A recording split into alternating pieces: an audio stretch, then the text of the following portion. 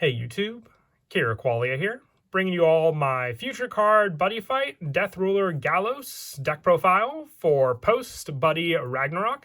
With Buddy Ragnarok releasing back in September, this was the latest update to the Death Ruler Gallows deck, the deck used by Shido in the Buddyfight anime, a Darkness Dragon World deck that focuses on either having your opponent's monsters attack your opponent themselves with the manipulation powers that Gallows has, or even being able to use Shadow Dive to attack past your opponent's monsters and hit your opponent directly for damage. A very, very unique play for a bunch of different Darkness Dragon World monsters, and big thanks to my girlfriend Marissa for letting me use her deck. This was actually a deck that she put together to use, with Shido being one of her favorite characters from the original series. So let's go ahead and get started with the deck profile. So once again, with the main world being Darkness Dragon World for Death Ruler Gallows, our buddy is the new Death Ruler Gallows Revival Buddy, just being the best setup for all of your different plays in the deck. So for the lineup for the monsters, we are running 4 of the Death Ruler Gallows Revival Buddy.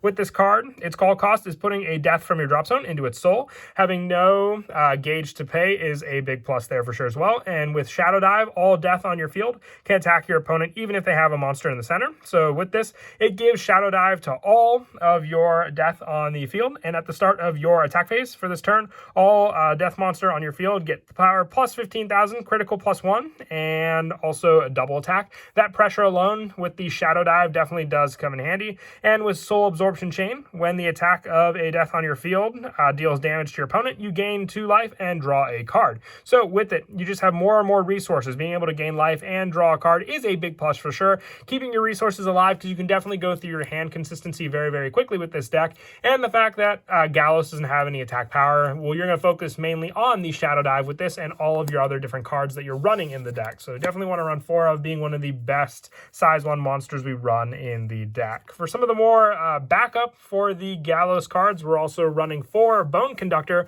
Rebel Gallows. You pay 1 gauge for the call cost during your attack phase if no cards are in battle. Choose any number of monsters on your opponent's field and rest this card. If you do, stand the chosen monster and attack your opponent with them. So this is the manipulation part of the deck, which I spoke of. Being able to then use your opponent's own monsters at the cost of you not attacking makes for a big play for sure. Since this Gallows also has 0 critical, you can either benefit from the Revival Buddy, boosting up its power for the Shadow Dive play, or if this is the only one you have, go for the manipulation aspect, which is, like I said, the best way to have the most fun with this deck and utilize all the different play styles you have for Gallows on the field.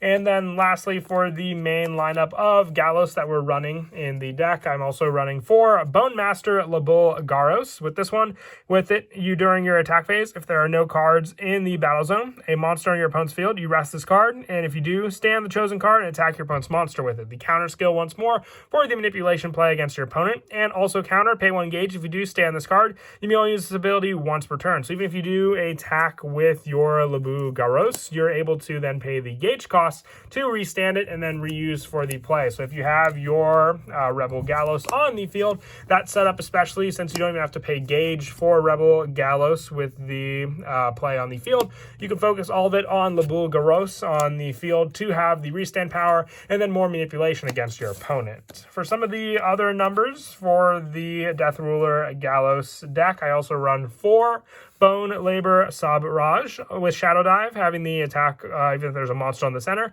and counter, if a card's on your opponent's field, it's attacking alone. You choose a monster not in battle on your opponent's field, you may pay 2 gauge. If you do, change the attack target of the chosen card. So this is a big play to go for in the deck, with the fact that you'll want your opponent to take care of their own monsters using this card for that manipulation play. With the gauge costs you use also, this is a big one to rely on for that setup. So having 4 of this just as another option, and the fact that all the monsters we've gone over so far are all size 1 monsters, you can fill each and every zone on the field, the left, right, and center, and not have any worry for size limit with any of the cards you're running. I also, for some of the lower numbers, run 3 Bone Router Grazia. You pay 1 gauge for the call cost. All monsters in the field cannot be returned to hand. So this is great protection also for your own monsters, since that's the big play your opponent might do to stop your cards on the field. And during your attack phase, if no cards are in battle, having the rest and stand the chosen monster and attacking your opponent with it for more of the manipulation play. Once again, you're going to focus on the Revival Buddy for the Shadow Dive play,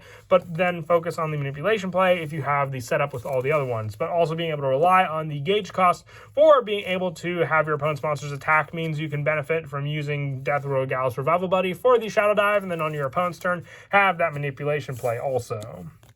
And then I also run 2 Bone Labor Dark with this one. During your attack phase, if there are no cards in battle, choose a monster in your opponent's field and rest this card. If you do, stand it, and then your opponent attacks your opponent with that monster. Another counter skill, it has no gauge cost on the field, so a big plus there for sure. Just more and more resources. You're going to attack your opponent a lot with their own monsters, and that's the main focus of the Death Ruler Gallows deck. But just lower numbers than this, you want more protection plays with some of your other Death Rulers on the field, and more easier setup with some of the Gallows cards. For some more lower numbers for the monsters, I also run 2 Bone Labor Vendetta with Phantom Possession, Enhanced Critical. If you have another death monster on your field, choose a monster on the field. You may pay 1 gauge and rest this card. If you do, for the turn, the chosen card gets critical +2.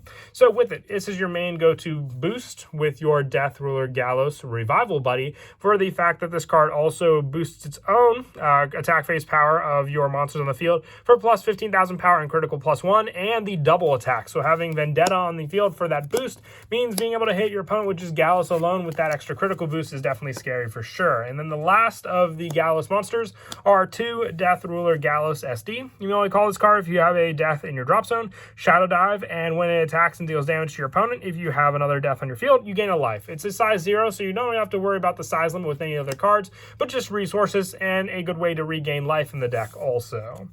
And that's it for the monsters. For your main go-to item, I am running for Deathpen Schreiber. You pay 1 life for the equip cost. You choose a death monster with 0 power in your drop zone, and you rest this card. If you do, call the chosen card by paying its call cost, which a lot of these don't have that big of a call cost, so it's just a free call from the drop zone, which your opponent will definitely try to attack into these cards if they can, if you don't manipulate your opponent from attacking into them. But the the call cost for these cards is very easy, including also with our basic power, for the fact that Revival Buddy Gallows can also be called since it has 0 power, just the 2 critical. So Deathpen Schreiber is a good go-to card to call these cards back onto the field.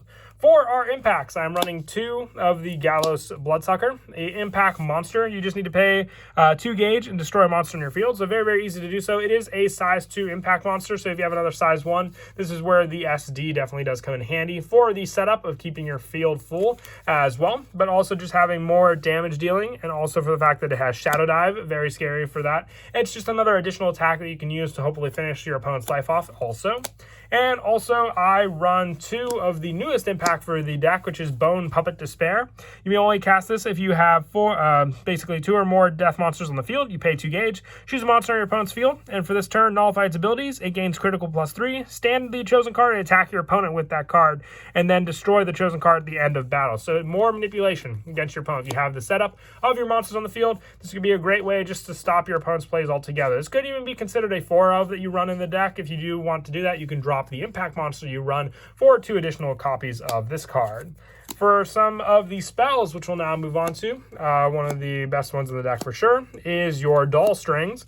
You may only cast this card if your opponent's card is attacking alone and you have a death on your field. You pay 1 life, counter, choose a monster not in battle in your opponent's field, and change the attack target to that card. So just a good redirect, basically shield card on the field for just paying 1 life, being able to redirect the attack and destroy more resources your opponent may have on the field. For more draw power, I also run 3 Death Astray. With this, your life becomes 3. You may only cast this if your life is 4 or more. You drop all your hand cards and draw 4 cards. So once again, going off of resources, if you're low on them, this card is a great one to rely on, just for the fact that it doesn't eat up gauge, but can give you the 4 cards you need to hopefully win against your opponent depending on what you draw into. I also run 3 Banquet for the Unrighteous. With this one, you choose and use one of the following 2. You look at 3 cards at the top of your deck, put 1 monster from among them into your hand and drop the rest, or put a card from your drop zone face down in the soul of a monster on your field. So we don't really have Soul Guard much, but this is more for the search power for all your other cards.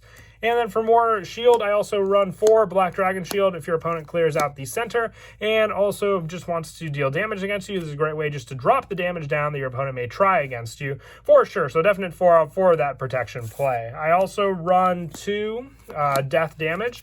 Now this can be used also, there's a couple cards I was missing for the deck if you have them. Devil Stigma is one, so if you have Devil Stigma and you want to swap that in, you can take out the death damage, and also a couple copies of the Black Dragon Shield, or even drop down the number of Banquet of the Unrighteousness or Death Astray to 2 each, taking these 2 out also, and running the 4 Devil Stigma if you do have those cards. And lastly, the 1 Death Hiding. This might even be another card to consider running more of for more recycle power, but I decided against it in just the 1 of tech for the fact that Death Pen Schreiber is your main go-to way to recycle monsters back onto the field.